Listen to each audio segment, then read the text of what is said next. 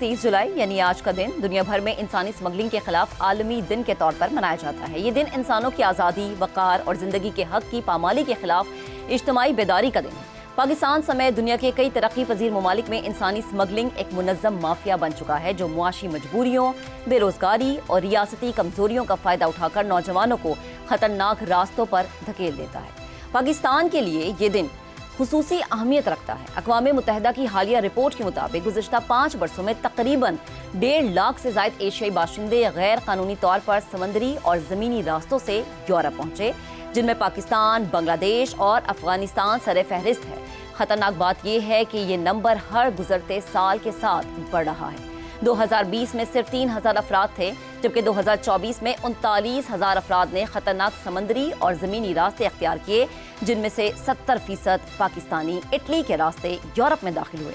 Report ये भी बताती है कि 68% पाकिस्तानी बेरोजगारी, खराब मुआशी हालात और बुनियादी सहूलियात मुयस्सर न होने की वजह से मुल्क छोड़ने पर मजबूर हुए।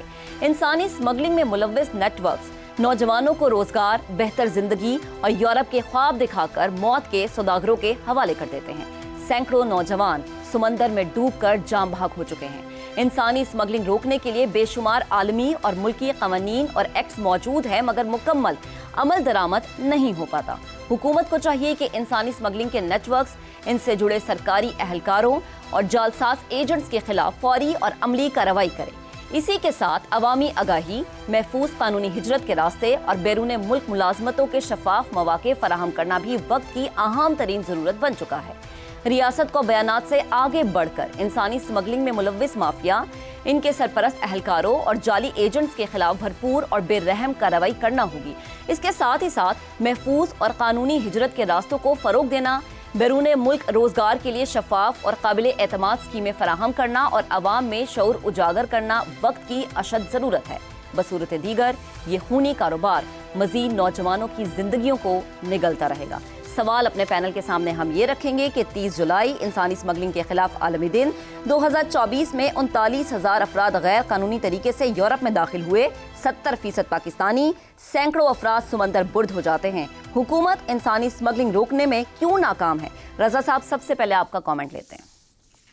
देखिए, ये बहुत ही संगीन मसला है और मुझे खुशी है कि आज हम इसके ऊपर बात करें, क्योंकि हमारे मीडिया में यही मसला होता है कि इस तरह के मामलात और मौज़ूआत पे बात कम होती है, जो कि अवामुन्नास और पब्लिक इंपॉर्टेंस के इश्यूज होते हैं।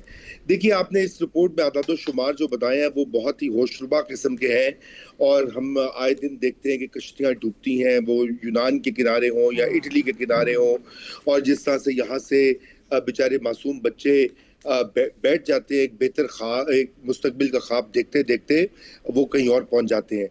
मगर महक, यहाँ पर जो मामला है ये बहुत पेचीदा है। ये सिर्फ एक जो हमारे लोकल कवानीन की इम्प्लीमेंटेशन से नहीं होगा। जाहिर बात है, सबसे पहले तो हमें जो यहाँ पे नेटवर्क्स हैं ट्रैफिकिंग के, स्मगलिंग के, इंसानी स्मगलिंग के, उनके ऊपर क्रैकडाउन तो करना होगा, जिसमें हमारी बहुत सारी सरकारी जो एजेंसीज हैं वो इन्वॉल्व होती है। खुसूसन FIA का नाम तो बारहा इसके ऊपर आता है, और प्राइवेट जो नेटवर्क्स है, या मैं कहूँगा माफिया है, जो झांसा दे के लोगों से पैसे जमा करके उनको इस खतरनाक डगर पर भेजते हैं। उनका क्या रोल होता है? लोकल पुलिस का काम होता है, इंटेलिजेंस का काम होता है, उसमें बेहतर कोऑर्डिनेशन की जरूरत है। मगर दूसरी जानिब जो है, ये आगे जाकर जो मजीद बैनुल अक़वामी रिंग्स हैं ट्रैफिकिंग के, इनका उनसे ताल्लुक होता है। ये उनको भी पैसे देते हैं। मेरी खुद बहुत से इटली में मैं 2 बार गया हूँ, और मेरी इस तरह के यंग पाकिस्तानी से काफ़ी मैंने इंटरव्यूज़ भी किए हैं, और मैं उस पर लिख भी रहा हूँ कि जो बताते हैं कि किस तरह से हर कदम के ऊपर उनको 800 यूरो, 2,000 यूरो, 500 यूरो, मुख्तलिफ इस तरह की जो ट्रैफिकिंग रिंग्स हैं पूरे रास्ते में पाकिस्तान से लेकर आगे यूरोप तक अदा करने पड़ते हैं, और वो उनके खानदानों के ऊपर भी बोझ होता है। और फिर बाज़ औक़ात तो उनको जाके वो लौटाने होते हैं पैसे, अगर वो लोन ले लेते हैं तो फिर वो एक तरह की गुलामी में आ जाते हैं। मगर जो सबसे अहम बात ये दोनों चीज़ें पाकिस्तान को इंटरनेशनल कोऑपरेशन इसका जब तक वो नहीं होगी, जब तक दीगर ममालिक ख़ुसूसन वस्ती एशिया के अंदर या ये जो शुमाली यूरोप के अंदर जो ममालिक हैं, सर्बिया हो गया, ग्रीस हो गया, जिस रूट से ये जाते हैं बच्चे, उनके ऊपर जब तक वहाँ पे क्रैकडाउन नहीं होगा मामला ठीक नहीं होगा। लेकिन इम्पोर्टेंट चीज़ ये कि अपने मुल्क में وہ حالات پیدا کرنے ہوں گے کہ یہاں سے لوگ جانے کا نہ سوچیں، کیونکہ 60% سے زائد جو لوگ جاتے ہیں اپنی جان سے کھیل کر، وہ یہ کہتے ہیں کہ وہ ان کے پاس روزگار نہیں. یعنی آپ اپنی چیزیں اتنی ٹھیک کریں کہ آپ کے نوجوان یہ سوچیں نہ کہ ہمیں باہر کے ملک جا کے کام کرنا ہے اور کمانا ہے. شہزاد صاحب آپ کی طرف آتے ہیں. ہزاروں پاکستانی عرب میں یا تو بھیک مانگتے میں نظر آتے ہیں یا پھر جیلوں میں ہوتے ہیں. ہزاروں سمندر برد ہو جاتے ہیں. ہزاروں ایسے جو اب بھی تیار ہیں کہ ہمیں بیرون ملک جانا ہے اور کام کرنا ہے، چاہے وہ کوئی بھی ملک ہو جائے. اس میں ناکامی کس کی ہے؟ وجہ کیا ہے؟ ناکامی تو دیکھیے پورے پاکستان کی ہے. جہاں پر یہ چوائس ہو کہ آپ بھوک سے مر جائیں یا آپ ایک رسک لے لیں کہ کسی اور جگہ پہ پہنچ کے وہاں پہ شاید کچھ کمانے کا موقع مل جائے. جس ملک کی تقریباً 45% آبادی غربت کی لکیر سے نیچے زندگی گزار رہی ہو، تو وہ اور بیچارے کیا کریں. تو ایک طرف موت ہے جو کہ شور موت ہے بھوک سے، دوسرا حال. لیکن گھر سے شروع کرتے ہیں نا. معیشت تو ایک چیز ہوگی، اس کا ایسپیکٹ نوکریاں نہیں ہیں، لوگ بیچارے غربت سے مر رہے ہیں. دوسری بات، پنجاب، سندھ اور اب تو بلوچستان کے بھی بہت سارے لوگ، اب اس کے اندر یہ ایک اسٹیبلشڈ اور ایک آرگنائزڈ گینگز ہیں جو کہ یہ کام کرتے ہیں. یہ لوگ پنجاب اور سندھ کے لوگوں کو جو کہ اس قسم کے پڑھے لکھے ہیں تھوڑے بہت، 10ویں کی ہے، 12ویں کی ہے، BA بھی کیا ہوا ہے، لیکن نوکری نہیں ہے، تو وہ پھر ان کو لے کے پیسے کے عوض ان کو باہر لے کے جاتے ہیں. یہ ایک بزنس ہے، بہت بڑا بزنس ہے، پنجاب کے ہارٹ کا بزنس ہے. اگر کسی مائی کے لال میں کوئی دم ہے تو اس کو ٹیکل کر کے دکھا دے، اگر کر سکتا ہے تو ویری کرٹیکل. تیسری بات، زائرین کی شکل کے اندر ہمارے جو ہم جاتے ہیں نا مقامات مقدسہ کے لیے، چاہے وہ عمرہ ہو، چاہے کچھ اور ہو، چاہے ویسے مزارات ہوں، بے شمار. ادھر ایک اور خانہ کھلا ہوا ہے اس طرف لوگوں کے باہر لے جانے کا. ٹریفکنگ جسے کہتے ہو، ٹریفکنگ یہ ٹریفکنگ ہے. باقی ہیومن سمگلنگ کہہ لو، ہیومن سمگلنگ ٹریفکنگ کی کیا ہے دنیا بھر میں. جب سے آپ ایک گلوبلائز ورلڈ بنے ہیں اور جب سے یہ انفارمیشن ٹیکنالوجی اور انٹرنیٹ پھیلا ہے، تو جس قسم کی واہیات قسم کی چیزیں چل رہی ہیں. عورتیں سمگل ہوتی ہیں غلط کاموں کے لیے. پاکستان کے ویزے بند کر دیے دبئی نے، کیونکہ پاکستان کے اوپر اس قسم کے دھبے لگے کہ میں ٹی وی پہ بیٹھ کے نام نہیں لے سکتا. انہوں نے کہا آپ اپنے معاملات کو روکیں پاکستان کے اندر، کیونکہ ہمارا دبئی کا معاشرہ تباہ ہو رہا ہے. یہ حقیقت ہے، ہمیں اس کو فیس کرنا پڑے گا. یہ ہم وہ لوگ ہیں یہ جو سمگلنگ ہے. دنیا بھر میں سمگلنگ کے رنگز ہیں اس وقت. NGOs اور UNO کے نیچے اس وقت ایسے گروپس ہیں جو کہ ایسی خواتین کو ڈھونڈتے ہیں جن کو زبردستی، ایسٹ یورپینز اس کا بہت بڑا حصہ ہے. یہ تمام سمگلنگ ہوا ہے، یہ تمام ٹریفکرز ہیں جو کہ لوگوں کو، بچیوں کو، چھوٹی بچیوں کو اٹھا کے لے کے جاتے ہیں، اس کام میں ملوث کراتے ہیں. تو یہ دنیا بھر کے اندر یہ وہ بدقسمتیں، وہ علتیں ہیں جو کہ دنیا ایک طرف سے گلوبلائز ہو کے بڑھ رہی ہے، لیکن اس کے ساتھ یہ علتیں ہیں. جب ایک پریس، یعنی شہزاد صاحب بڑی منظم چین ہے جو کہ چل رہی ہے، اور اس کو توڑنے کے لیے ایک بڑی ضروری کارروائیاں، بڑی سخت کارروائیاں ہونی چاہیے تاکہ ہم آنے والے وقت میں کہہ سکیں کہ یہ چیز کم ہوئی ہے نہ کہ بڑی ہے. بریک لیتے ہیں، بریک کے بعد دوبارہ حاضر ہوں گے، ساتھ رہیے گا. Welcome back once again. زیگم صاحب آپ کی طرف آتے ہیں. 40,000 سے زائد پاکستانی جو ہے عراق، ایران جا کر سلپ ہو جاتے ہیں، گم ہو جاتے ہیں، کچھ پتہ نہیں چلتا. اس کے علاوہ 10,000 سے زائد پاکستانی برما، کمبوڈیا کے جنگلات میں پھنسے ہوئے ہیں. ذمہ دار کس کو سمجھتے ہیں آپ، ان افراد کو یا پھر اس نظام کو؟ دیکھیے، ہمیں دیکھنا ہوگا کہ ایسا کیوں ہوتا ہے، تب ذمہ داری کا تعین ہوگا. سب سے پہلے تو لا انفورسمنٹ کی، حکومت کے اداروں کی ناکامی ہے کہ وہ ان بھیڑیوں سے عوام کو، ہمارے نوجوانوں کو بچا نہیں پاتے. ایران، ترکی، لیبیا کے صحراؤں میں ان لوگوں کی لاشیں پڑی ہوتی ہیں. آپ کہانیاں سن کر دیکھیے، جو واپس آتے ہیں، بچ نکلتے ہیں، وہ وہاں کے کیا حالات بتاتے ہیں. سمندروں میں کشتیاں الٹتی ہیں اور ایک کشتی میں 300 پاکستانی بھی ڈوبے ہیں.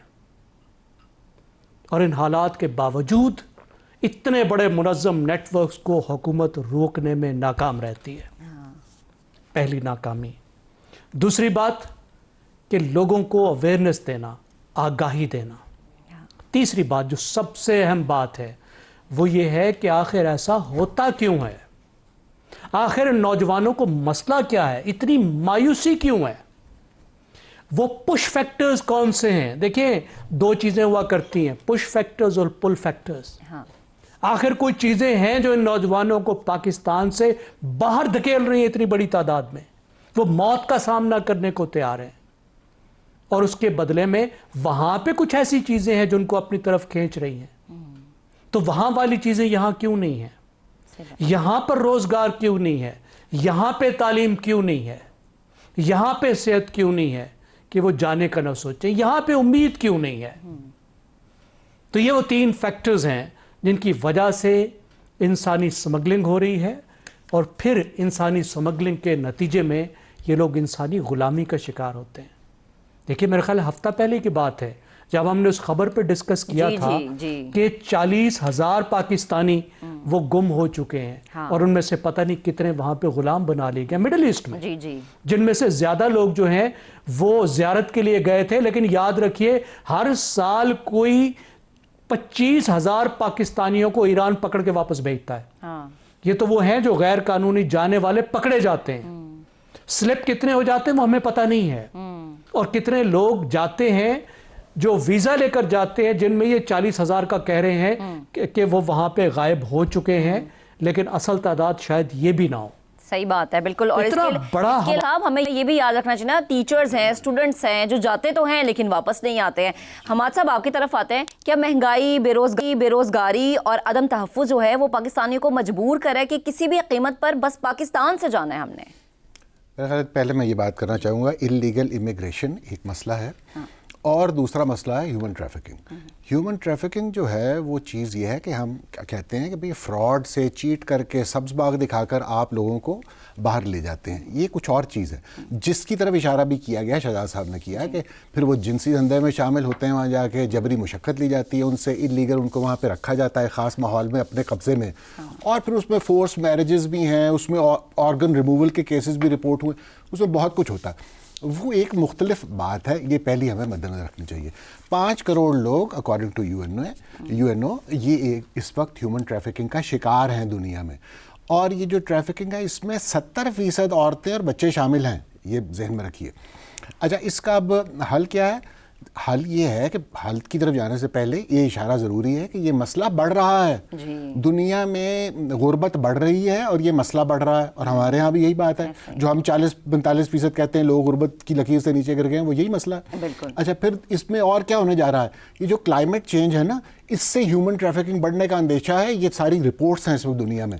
اچھا، اس کے علاوہ یہ جو جنگیں ہو رہی ہیں، یہ ساری چیزوں کا افیکٹ پڑ رہا ہے، اور ہیومن ٹریفکنگ بڑھ رہی ہے، یعنی لوگوں کو لگتا ہے کہ حالات ہمارے لیے بہت تنگ ہو گئے ہیں، ہمیں یہاں سے نکلنا ہے اور ہر حال میں نکلنا ہے۔ تو اس کا حل کیا ہے؟ وہ 3 Ps ایک پروٹوکول ہے، پروسکرائب، پروٹیکشن اور پریونشن۔